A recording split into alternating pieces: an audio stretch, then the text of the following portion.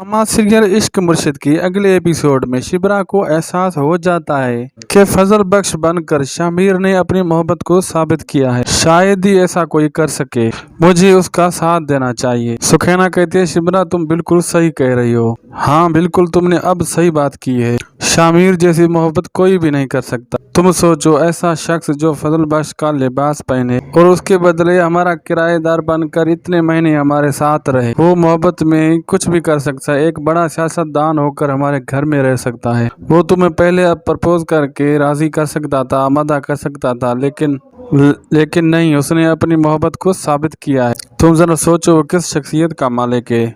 शिबरा, अब तुम्हें भी तो शामिर से सच्ची मोहब्बत हो चुकी है। सुखैना ने पहले अपनी माँ को पहले ही राजी कर लिया था। अब वो शिबरा को भी काफी ज्यादा इत्मीनान देती है। वो कहती है सब लोग तो राजी हैं। शिबरा कहती है, ये तुम कैसी बातें कर रही हो? अगर ये बाबा को मालूम हो गया ना, वो फजल बख्श।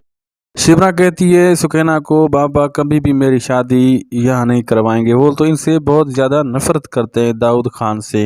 सुखैना कहती है, ये भी तो हो सकता है इस हकीकत को हम बाबा से छुपा के रखें।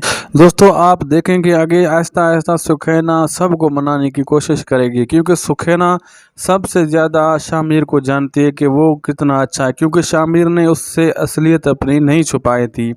सिर्फ दूसरे खानदानों वालों से भी, यानी फैमिली से सिर्फ अपने इसलिए छुपाई थी और सब कुछ सुखैना के साथ शेयर करता था।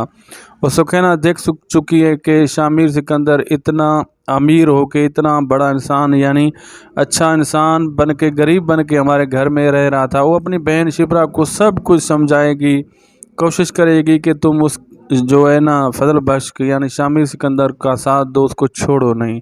बहुत से जो है सीन आने वाले हैं दोस्तों नेक्स्ट एपिसोड में। मज़ीद रिव्यूज़ के लिए हमारे यूट्यूब चैनल को सब्सक्राइब कीजिए।